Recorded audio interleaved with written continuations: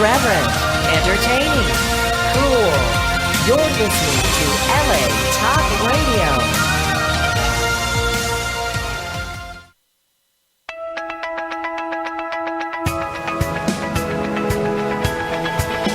You're listening to Peace Fund Radio with Ethan Dettenmaier and Adrian Paul, right here on LA Talk Radio. Good morning, good morning, good morning. Feels like we've done this a lot. Ethan, what do you think? What do you mean? In like which way does it feel like we've done this? I feel like I was just here like 2 minutes ago, but it was a week ago. This, you know, it just feels like each one is just. I would advise someone get more out of their week. I think I don't. What did you do this last week? I mean. I do a Wednesday broadcast that's been kind of a firefight, and I just produced a Halloween album, so I'm in the trenches of marketing and distributing that. As I'm ramping into, I took my kid to a special Halloween party at Disneyland Monday night. I got a rare night off, and I've been doing a lot of production stuff going into November. And I'm preparing for a big fall festival at Social Services. Right. What's going on at Social Services? I'm bringing in a carnival. I'm bringing in games. I'm bringing in all kinds of cosplayers, and I'm doing a whole barbecue cookout for about 600 to 800 kids. At Social Services in Chatsworth. So, I've had my hands full trying. That in itself, from all the charity work you do, that's like a full-time job, just that one aspect of your life. Are you pointing at me to look at it someplace, or are you pointing at some mechanism would I dream about Adrian's got a stick in my face with a mechanism on it. You know what? You should have a stick in your face. Everybody should have a stick in their face at some point. I'm trying to take a photo of you. Oh, excellent. Maybe. Well, that's terrible for your viewership and your listenership, but I appreciate it. Yeah, but this week, I just came back from Fort Lauderdale, did the con there. We did a SOAR experience there. We're working on the website for the Peace Fund. Good. I've got another event on this weekend coming up, Seattle, going up to Microsoft. They're doing another SOAR demo. Is that a tie-in to your poker tournament? Is it like some kind of related? No, it's not. It's a different one. It's for the Microsoft people up in Seattle, and it's. I have a news flash for you. News flash from Ethan Dettenmaier, everybody. News flash. Yes. Hold on, I got to make sure I got a news flash. Yes, a news flash. News flash. We have two editors on your project, your Peace Fund Poker project. One has cut the audio for the radio. I saw that. We got those ones. I think. And then I have another one cutting the visuals. And I'm going to tell your listeners that there's some pretty good footage coming their way to add to the Peace Fund experience, if you will. Not to sound like Jimi Hendrix, but the whole Peace Fund Poker, Peace Fund charitable experience is coming their way. I saw some of the visuals last night. It's very impressive. We should have them in a day or so. Well, that'd be good. Actually, I was actually thinking of putting up the videos up on YouTube so that people. We had a lot of celebrities talking on Peace Fund Radio when we were there, actually, and they should. Yeah, as they should. Damn it. Yes, pitch in. Be a part of a broadcast. But it's been. When are we going to have Lou Diamond in here? Come on, he's been a big supporter of yours. Yeah, I know Lou's been great. This weekend I spoke to Dean Kane again, who's going to come on in a couple of weeks. He needs to, as well as Lou Ferrigno, who's going to come on. I might try and get Sean Astin on here as well. He's actually doing a swim at the moment. He's doing he's in Hawaii. He's going to Hawaii to do that. He's been training hard. I want to ask Lou Diamond about Young Guns 3, which I guess you can't call Young Guns anymore, right? It's just guns now. It's just guns. Is that what it's called? Well, none of them are, in their 20s. No, it's not young. That's true. It's not young guns. It's guns. It's guns. But that's kind of what I miss from Westerns of the old days. Not those guns. Wow. The actors were older and more believable, I think. I kind of believe so too. No, you know what? I'm wondering whether that was the truth. When you say in more reality, believable, no. In reality, no, they exactly, weren't. Yeah. But in cinema, it was just did you ever really question Lee Van Cleef in Once Upon a Time? Not Once Upon a. That's one of my favorites. Bronson was in Once Upon a Time in the West, but Lee Van Cleef in say Full of Dollars. Was he? A few dollars more? Wasn't that it? Yeah. Tough-looking guy. Those guys look believable. Clint Eastwood looked believable in those movies. It looked like they've had a road of violence behind them. So a road of violence. Guns with Lou Diamond and Adrian Paul as the As the what? Okay, here, let me give you your backstory. You've escaped possibly the Ripper slangs in England. Nobody really knows your history. And you've made it to the West where you want to start new. You know, you're a sophisticated yet rough gunslinger from the mean streets of London who's now trying to tame... Hold on a second. I'm a rough gunslinger from the mean streets of London. Yes. I don't think they had guns in London. Actually, that's a very interesting point. Look, you have to kind of scrape the story mold, character mold here a little bit, but I'm just kind of, we're in a sort of a pitch creative bullpen session. So, and you make it out to Los Angeles, 1880s Los Angeles, post-Civil War. Town's got probably about 300 residents. Exactly. I was going to say probably 300 people in it. Yeah. And what would you do? You try and, rule the town, I would guess, at that point. There'd be, first of all, it'd be Mexico, right? No, it wouldn't be Mexico because that was 1820, that war, right? So yes, I think so. So you'd have a lot of banditos, which you need in every Western because they mix it up and they, they bring all the fun with them. I don't know. I mean, I'm sure, now you're pointing at this camera on a stick. Oh, look at all that. Are those hearts for you? They're for you, actually. Oh, yeah. All the hearts are always for you, Ethan. Yeah. I hate all these hearts I get constantly from people. But listen, let's talk about something this week. This week's a very interesting week because of the shootings that happened this week. And as well as that, does this not stop people? When is this going to stop? When is the gun laws going to stop people from... It's not going to stop. It's only going to get worse. It's just ridiculous because... on top of that, they had 4 kids arrested up in Northern California for plotting to do exactly the same thing and shoot a bunch of people there. I mean, how does this kid walk in with legal guns that are legally bought, and he has several of them on him when he walks in and shoots all these kids? There's got to be some laws here that the NRA have got to understand. Yeah. It's the right to bear arms. Well, I'm sorry, it's killing our kids. The NRA makes a lot of money on the Second Amendment. They have their lobbyists in place. They've got their bought and paid for politicians. That is true. They're not going to change. Look, Virginia Tech, Sandy Hook, pick your mass shooting. I mean, the interesting thing is when we have things like, we have different things, not including guns, and then suddenly everybody's up in an uproar, like the water system and all this stuff. But nobody talks about killing our kids.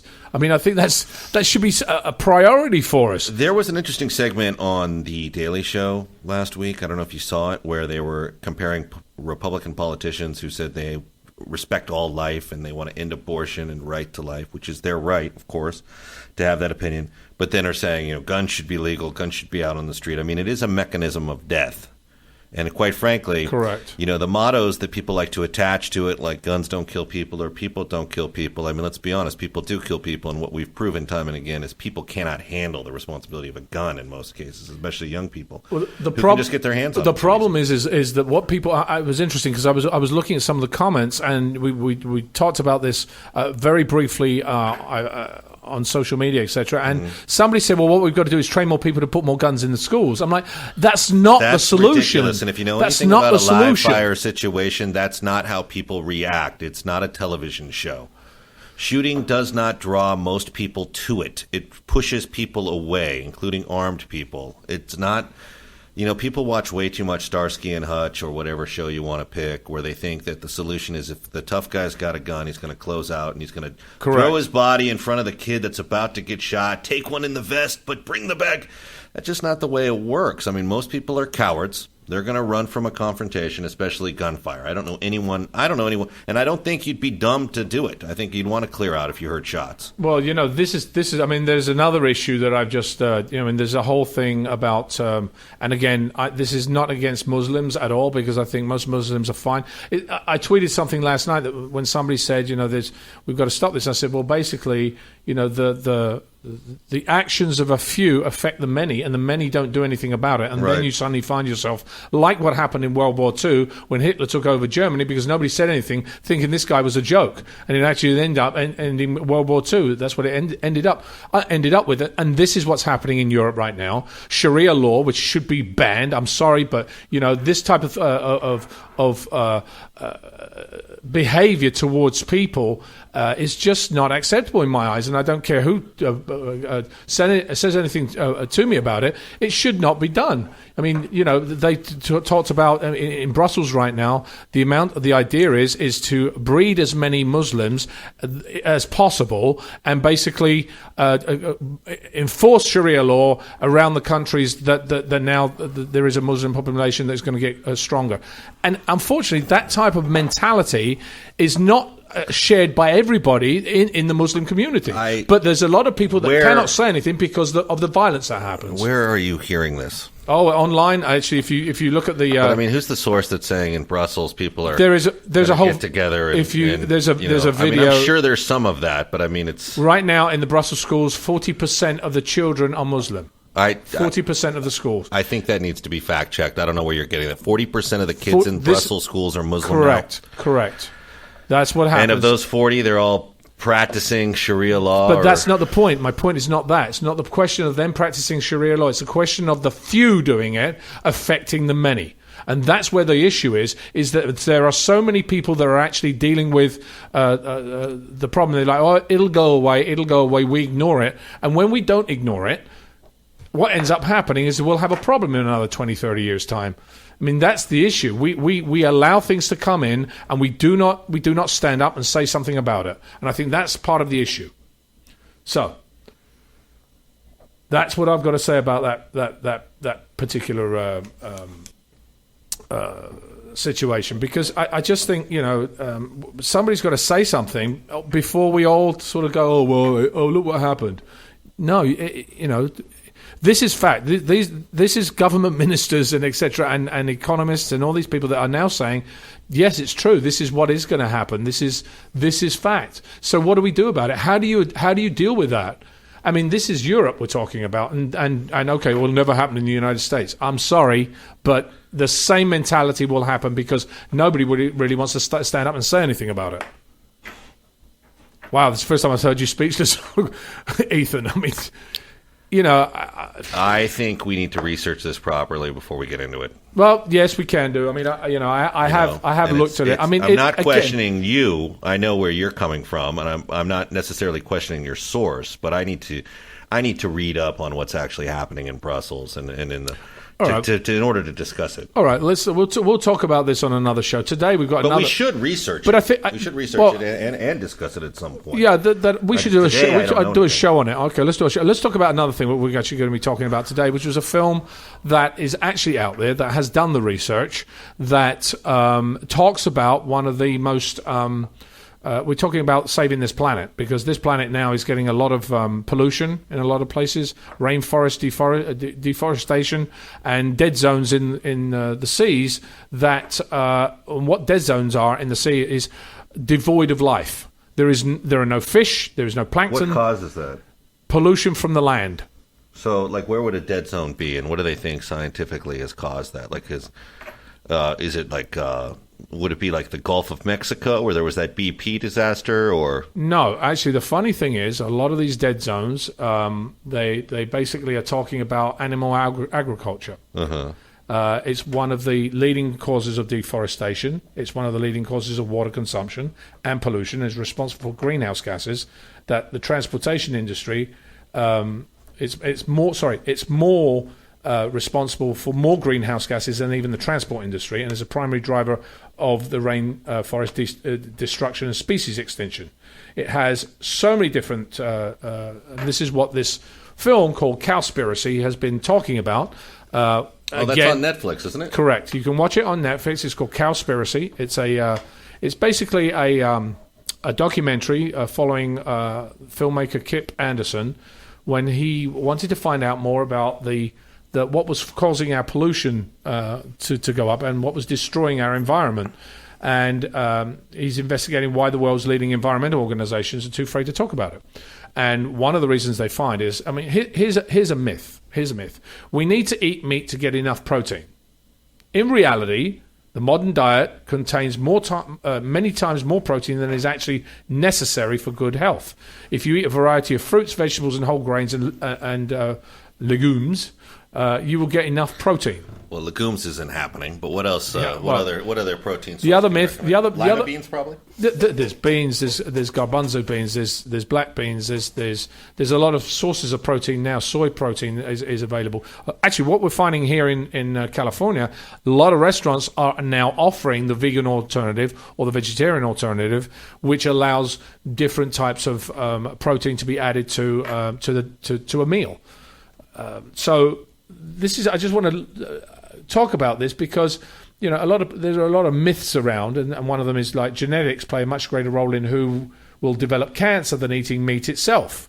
Well, the reality is 5 to 10% of all cancers are caused by inherited genetic mutations, and by contrast, 70 to 80% have been linked to diet and other behavioral factors. So the myth that is purported in media and advertising and marketing is basically making us behave a certain way. Now, I want to talk about the cow industry and this industry because this is one of the main factors that is mentioned in this film about what the pollution is doing. So what they're talking about here is cows and steers raised for beef are typically confined in feedlots that can pack together thousands of animals.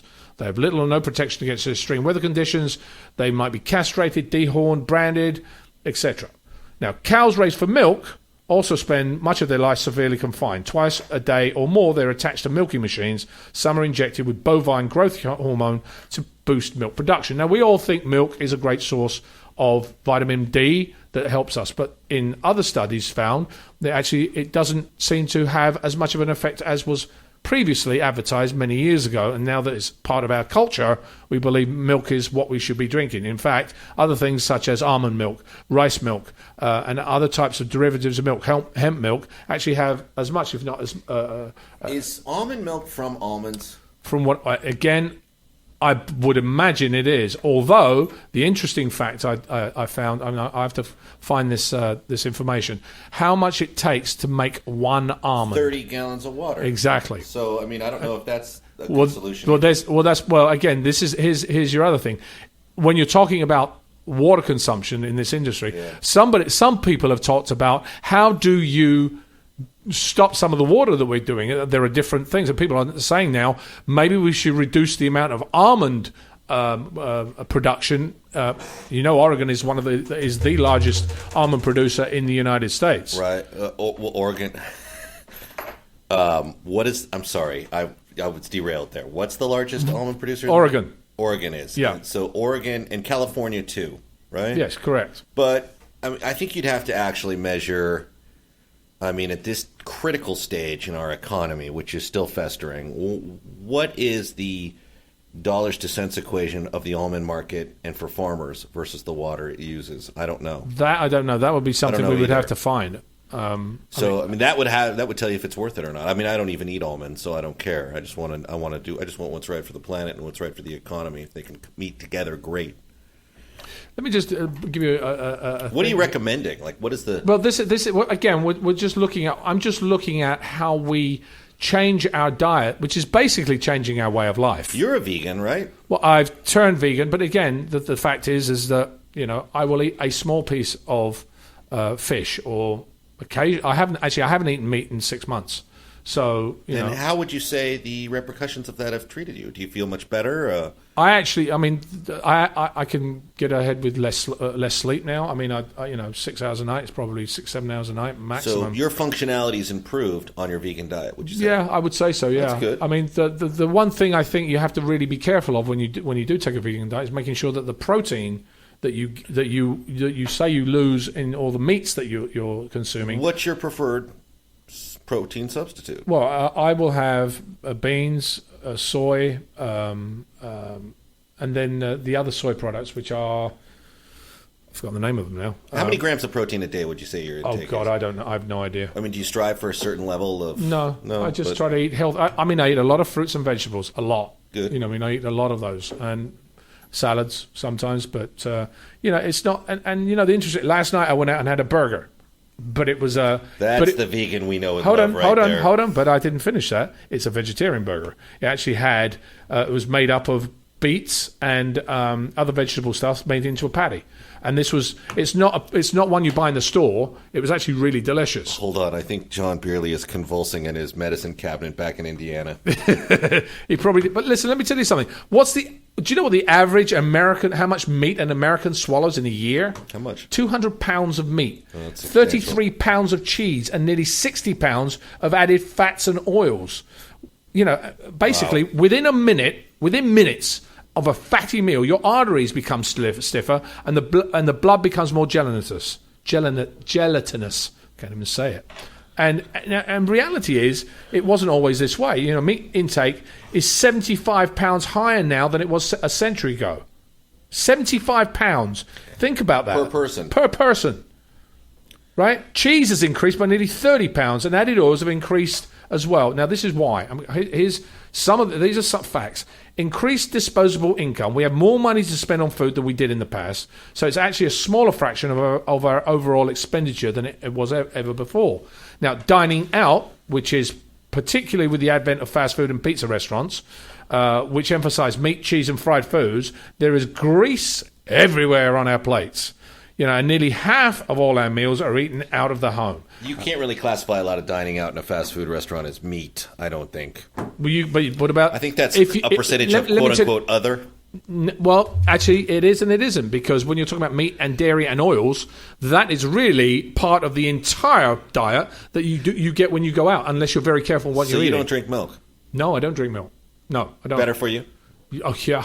I mean, you feel better? Listen, better? I've never moved. I haven't drunk milk in years, many years. Oh, really? Yeah, I've been off that type of dairy, but I did eat cheese. So you don't have cereal? I have rice milk. Rice milk. Okay. When I have with cereal in the morning. I'm trying to turn you into an example that our audience may choose to follow, where you're showing that you can actually your diet actually sounds relatively normal, just with some substitutions. Yeah, but that's what my point is. My point is, look at your diet and see how you and this goes down to our kids, because from us as adults, if we understand the process, if we understand and we are educated in it ourselves, then maybe we pass that on to our children, who will then grow up understanding that philosophy rather than growing up and understanding another. Are you breaking your vegan code when you have Halloween candy because chocolate's made from milk derivatives? I mean, is that? But you see, that's the thing. I mean, I think everything is in moderation. I mean, when you're having a little piece of ice cream. Oh, okay, so I had a little bit of milk. Okay. I mean, that to me is like once a week, once every month. And that's not really. To me, that's not cheating. To me, that's just like getting your treat. And so, if you're gonna have a diet that's majority of the time, when we were looking at the effects of diet on people, basically 5% of any type of fatty food is okay in your diet. But if you start going into 20, 30, 40, 50%, then suddenly that's going to affect your heart, your veins, and everything else, and you're going to have heart bypasses, cancers, and all these other diseases. Mm. But I'm sorry, do you want to finish making No, your go point? ahead. I just have a question, because I'm interested in what you were talking about were dead zones in the sea that kind of got us going on this. Where are some of those dead zones, and what can we do? Can those dead zones be brought back? I mean, how do these dead zones happen? And how can we re-foster it to life again?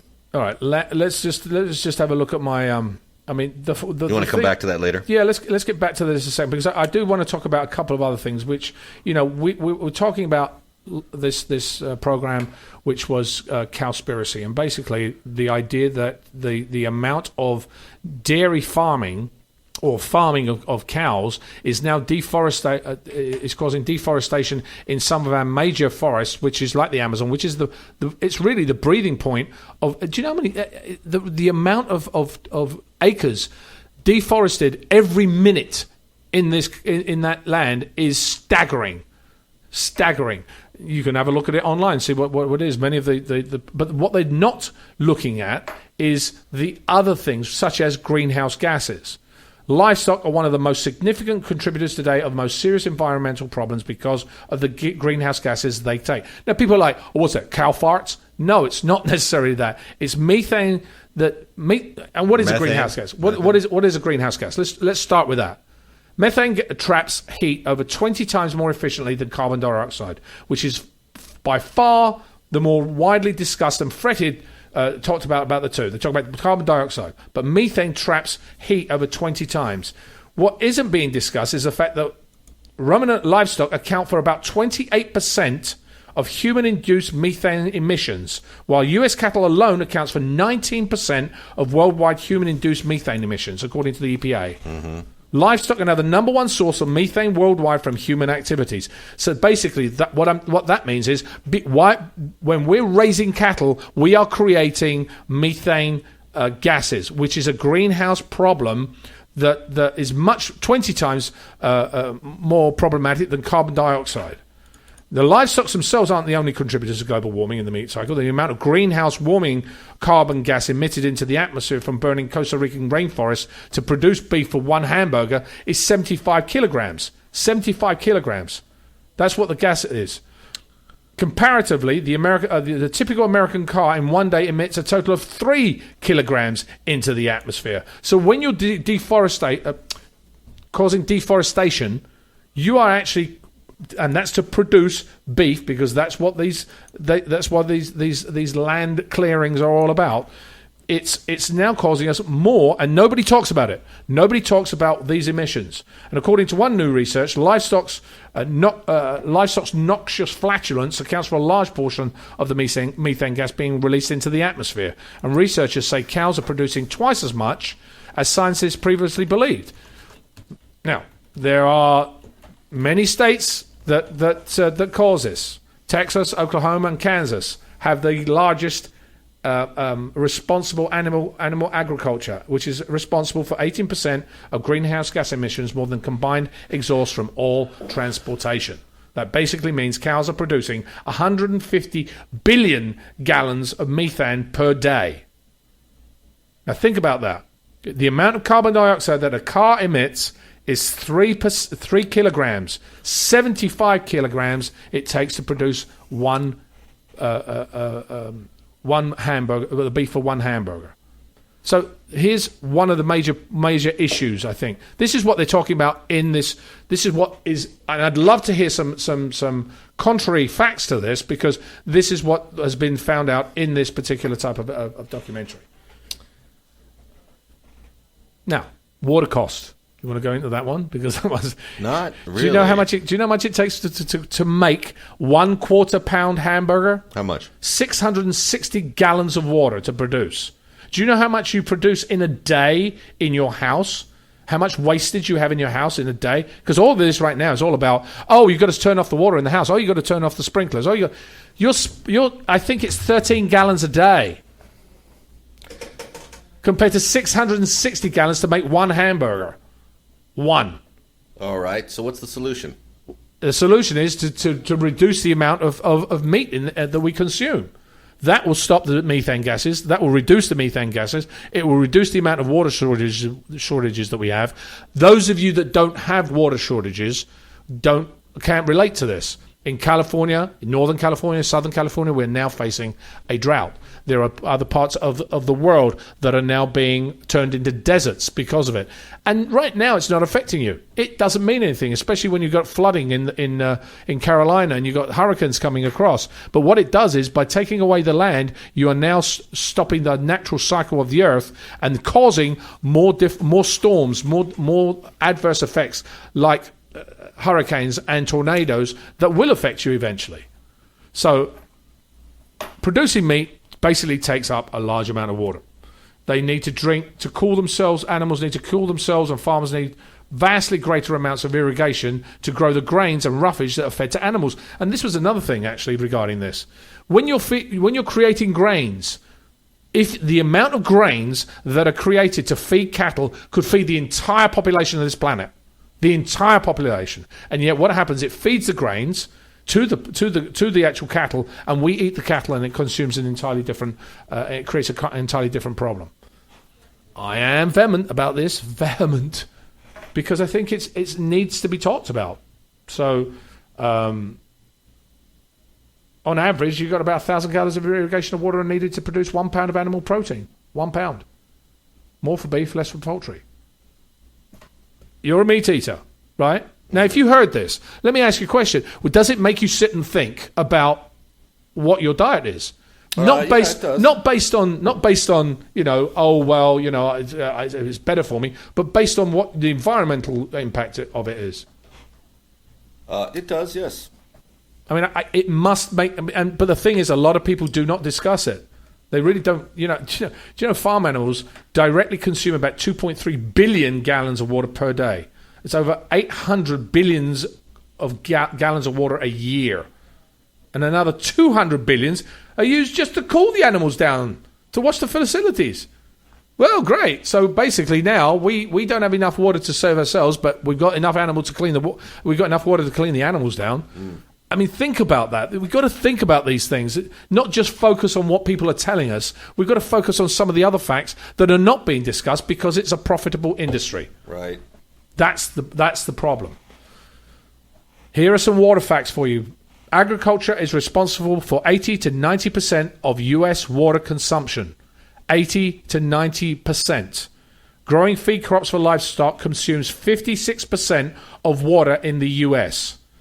Californians use 1,500 gallons of water per person per day. Close to half is associated with meat and dairy products.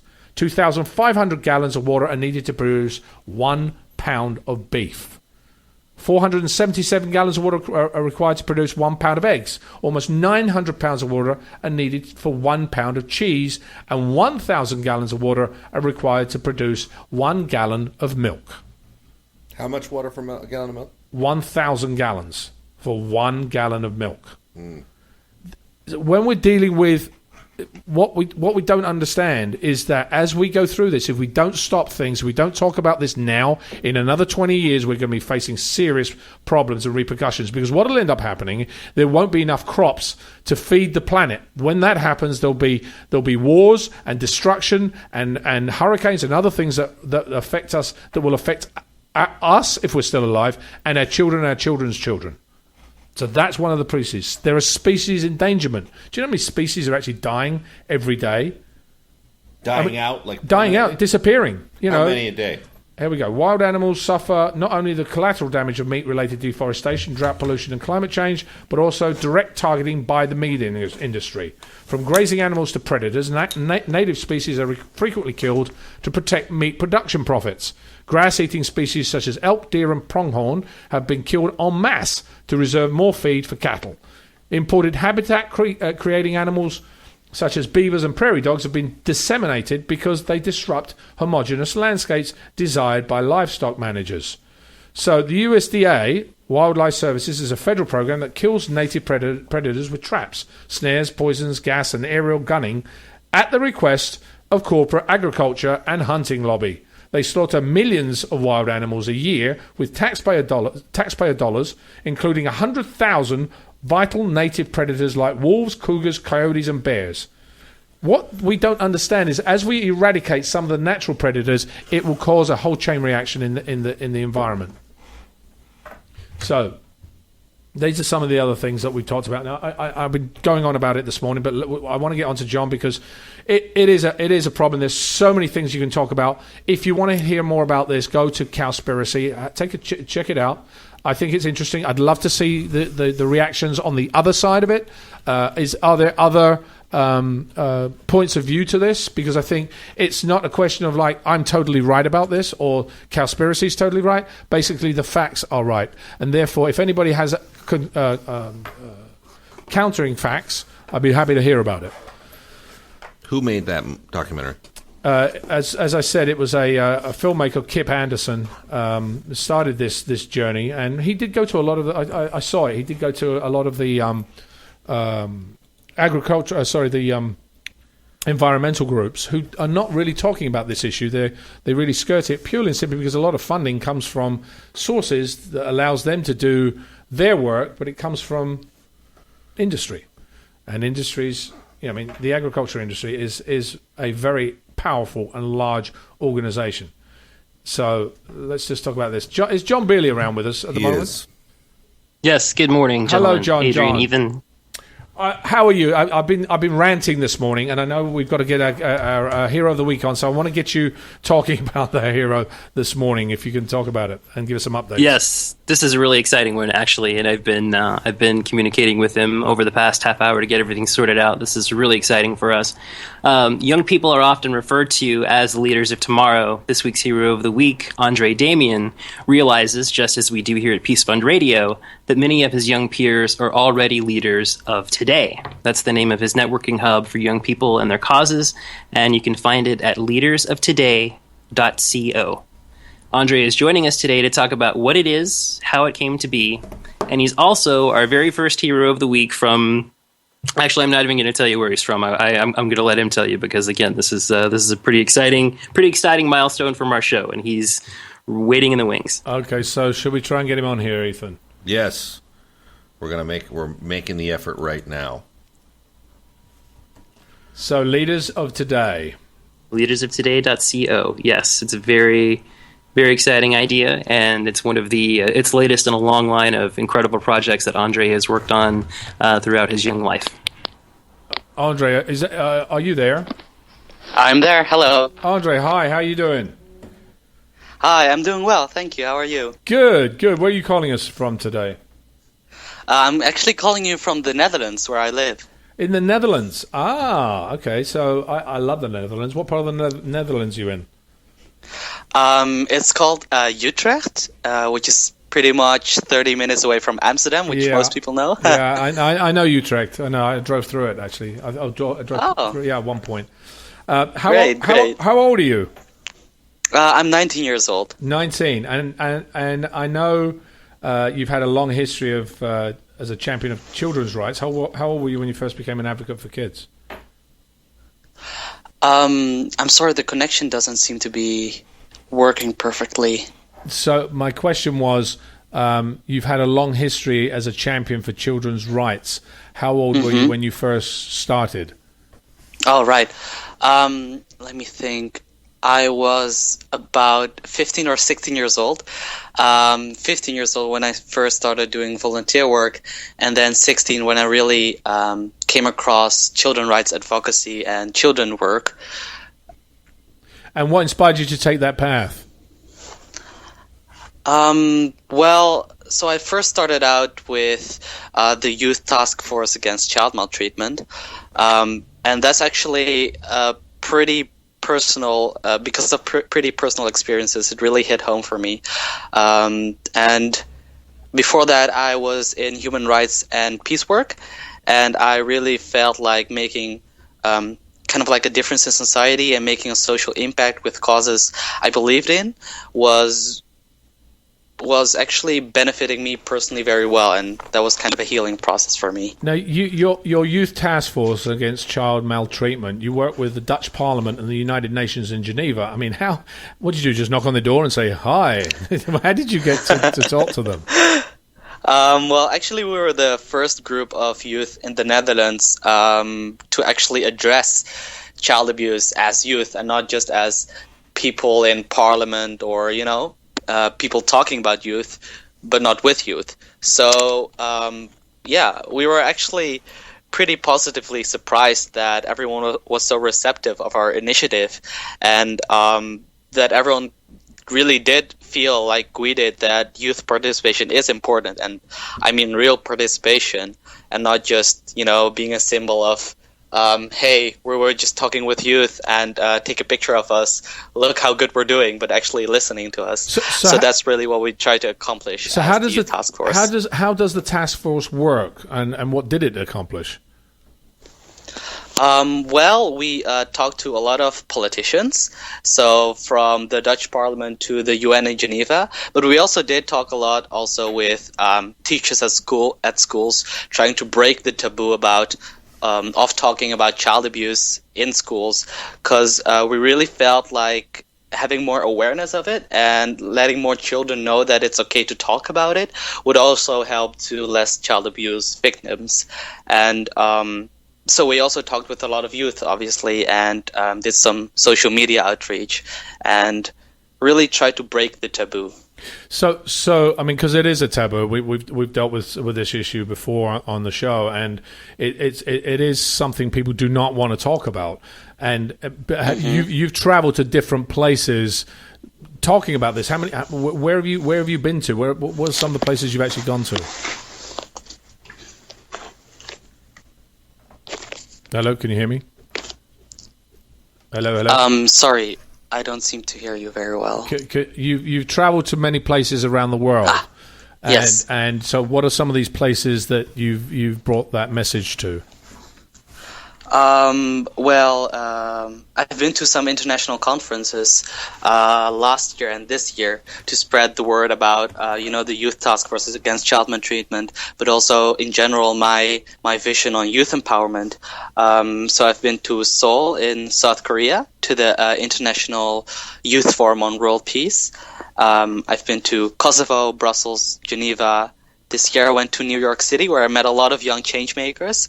And that was all very, very exciting, actually, to meet a lot of young people and really see their passion and energy to make a difference in the world. That really inspired me as well. Isn't it amazing when you're around the energy that you get to move forward, when you're empowered by other people who have like-minded ideas, possibly in different subjects? Yeah, definitely. Yeah. Seeing that, well, sometimes you kind of feel alone when you're trying to make a difference, and sometimes my peers wouldn't care as much as I do about social justice and stuff like that. So kind of seeing that there are actually a lot of people working with this, and a lot of young people who do want the same thing for the world, that's very energizing. I think it's very important that we all kind of meet like-minded people and energize each other. Yeah. I think the interesting thing is what we find on Peace Farm Radio. There are so many issues that affect our society and our children in the world today. Not everybody's going to be as passionate as you are on your topic. As like-minded, it would be for somebody else that would be more passionate about as another. And that's how everybody is. Some people, and it's usually because it touches them personally somehow, whether it is deforestation, whether it is abuse or child neglect or child pornography or whatever that issue is. But there are so many issues, and I'm glad that there are so many children standing up and saying, no, we've got to change something. So I want to actually jump about leaders of today. Can you tell me a little bit about this idea that you had? Sure, yeah. Well, as I said, I've had some personal experience from child abuse, and that might seem like a very different topic. But kind of like going through that, I realized that at one point, of course, I had to kind of like get to a point where I would be okay with my past. But then that led me to a point where I felt like I had to take control of my life and lead my life and to help others, because I would have liked the same. And to kind of feel that empowerment of making a difference, that's really something that I wanted to spread with leaders of today, and kind of like inspire other young change makers to stand up and like be true to their story and kind of develop around that and be the leader of their own life and be a leader to others. So what Leaders of Today is going to do is we're building an online platform, which is actually launching in 2 weeks. And it's a website where young people from all over the world can join and start their own social good campaigns. So this is all very, very diverse. We have projects about human rights, about education, about the environment, about social justice, to build a school in Ghana, to raise awareness for human rights activists. The point is that everyone can join the platform, meet other change makers online, and really get all of the resources they need to make a social impact, even if you're just starting out. So what are the responses you've had so far? So we've been building the platform for about 6 months now. And along the way, we've talked to a lot of people, talked to a lot of youth also, of course, on what they want to see. And we haven't done a lot of marketing yet, but we do have around 600 members in a little over 40 countries. So we do see that there's a global kind of like universal need and want to make a difference, and that people want this platform. So I'm really, really excited to get it going, actually. So if young people in our audience are interested in participating, where can they go to do this? We have a website. It's called www.leadersoftoday.co. So not .com. And then they could sign up for the platform, and in 2 weeks I'll get an email about our launch. Okay. And throughout all the things that you've done, all your travels, what's the biggest thing you've learned about yourself? And we always kind of ask this about our heroes of the week. Oh, that's a good question. Well, I think that traveling always helps for you to discover yourself and to kind of learn to become independent and learn that you can be fine on your own, and you really get to know yourself a lot. But for me personally, also what I found when I was traveling and meeting all of these young change makers is that I really did find my purpose. I started out Leaders of Today in September last year, and being new to kind of like the startup scene and being an entrepreneur, I sometimes drove myself away from my... Hello, Andre, do we still have you? I think we just lost you. I think we just lost Andre. Sorry. Oh, there you are. There you are. We got you. Yeah, okay. I'm back. Anyway, what I learned was that I should stay true to my passions, because seeing a lot of these other young change makers, it was just really inspiring to me, and it made me go back to my purpose. And so what advice, the last thing I'm going to ask you, if there's one thing you could actually tell a young person today who would like to try and make a difference, what would that be? Well, I get this question sometimes from my friends, and I feel like they feel like there's just so much to overcome to start making a difference. But I would say just go ahead and do it, because everyone can, and the only thing you need is to want it. And what I really learned is that you shouldn't let anyone hold you back, not your past, not your friend. Not anyone who tells you not to. Not even yourself. And you don't need to know what your life purpose or goal or quest is going to be, or you don't have to be graduated first and finish school before you start making difference. Just find a cause you believe in, small or big, and take action for it. And you really learn a lot along the way, and it's just a learning experience, And, of course, I would say that if you would need extra guidance and opportunities, then join our platform at Leaders of Today. And we have a lot of campaigns and projects and opportunities. So there's that. All right. Andre, thank you so much for joining us this morning. And congratulations. You are this week's Peace Fund Hero of the Week. Wow. Thank you so much. Thank you very much, Andre. Take care. Bye. Bye-bye. Good advice. Good advice, yeah. John, we are running out of time. John's not on. John jumped off. Add to the bandwidth, but he should be back on momentarily. Well, I think it's interesting. I mean, I like that. Somebody actually asked me that when we did Peace Fund Poker. Yeah. What would be the one thing you would tell a kid if they wanted to do? And I said, never give up. Don't take no for an answer. Right. Well, we learn that every week. Well, we learn that every week, don't we? Every Peace Fund Hero representative that we talked to has said, no, somebody said I could do this, and my parents supported me, which is another very important thing, that parents supporting their children if they want to do something. Mm-hmm. Well, that's the key. And there's another key there. I mean, we're not burnt as kids. We don't know what it's like to say no and have it shoved in our face. When we're 50 years old, we turn around and go, oh, I didn't do this because that person did this. Oh, well, I'm never going to be able to do anything again. And unfortunately, that's not true. If we learn a little bit more from the children who don't take no for an answer, we still might be able to move forward with things. Correct. So John is there. Is he there still? He's not there, No, right? he's Okay, not. so I'm going to give you a little bit of an update today. Rising Heroes Project RHP was founded by filmmakers Brett and Tricia Culp to encourage the superhero spirit through the power of storytelling. His latest film, Look to the Sky, will tell the real-life stories of young people who have shown the superhero spirit in their lives by overcoming personal challenges and helping others. It is not about kids who have been inspired by Superman, but simply young people who embody the classic elements of his heart. John put him in touch with some of the Heroes of the Week who are featured in this new Superman movie. Excellent. So you'll be able to see them in the trailer, risinghero.org, and we'll put that on our in our blog and on our site very shortly. So if you want to hear more about what we've been discussing this morning, which is the cowlicious cowspiracy, cowspiracy. There are so many more things that are being talked about. Obviously, the rainforest was one of them. Deforestation was another. And the threat to humanity. 80% of antibiotics sold in the US are for livestock, just for instance.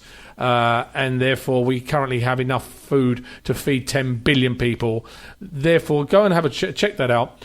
We are now probably getting out of time. I want to thank everybody that has joined us. We will be bringing you some great guests coming up very shortly. We'll be talking to some of the people that attended Peace Fund Poker as well. You'll hear what they had to say, the celebrities. So keep in touch with us.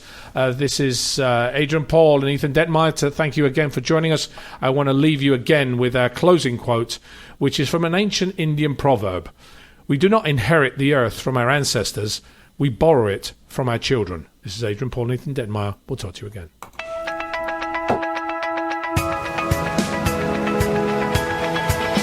You're listening to Peace Fund Radio with Ethan Dettenmaier and Adrian Paul, right here on LA Talk Radio.